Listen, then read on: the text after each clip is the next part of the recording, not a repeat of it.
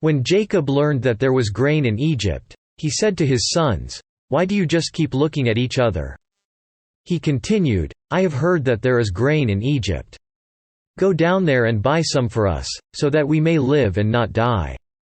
Then 10 of Joseph's brothers went down to buy grain from Egypt. But Jacob did not send Benjamin, Joseph's brother, with the others, because he was afraid that harm might come to him. So Israel's sons were among those who went to buy grain, for the famine was in the land of Canaan also. Now Joseph was the governor of the land, the one who sold grain to all its people. So when Joseph's brothers arrived, they bowed down to him with their faces to the ground. As soon as Joseph saw his brothers, he recognized them, but he pretended to be a stranger and spoke harshly to them. "Where do you come from?" he asked. "From the land of Canaan," they replied, "to buy food." Although Joseph recognized his brothers, they did not recognize him. Then he remembered his dreams about them and said to them, "You are spies. You have come to see where our land is unprotected." "No, my lord," they answered.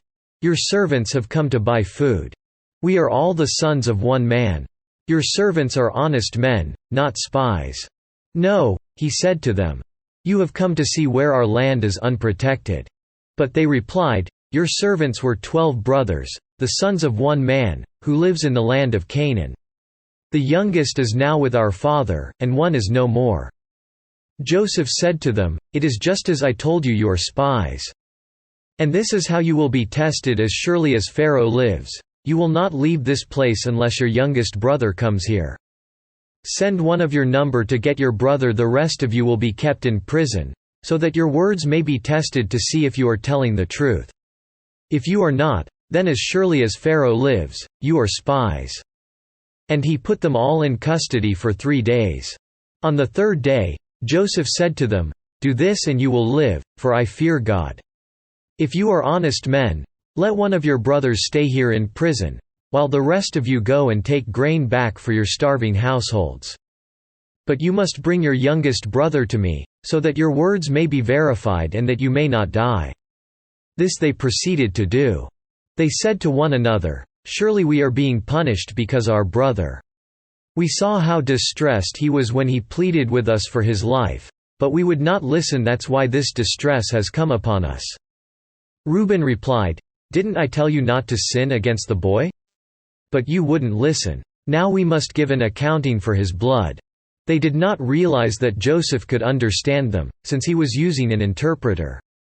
He turned away from them and began to weep, but then turned back and spoke to them again. He had Simeon taken from them and bound before their eyes.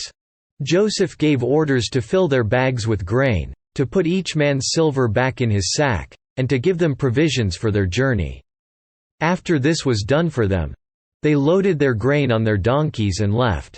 At the place where they stopped for the night, one of them opened his sack to get feed for his donkey, and he saw his silver in the mouth of his sack.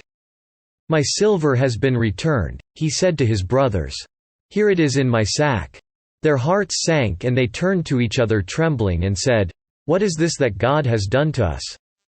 When they came to their father Jacob in the land of Canaan, they told him all that had happened to them.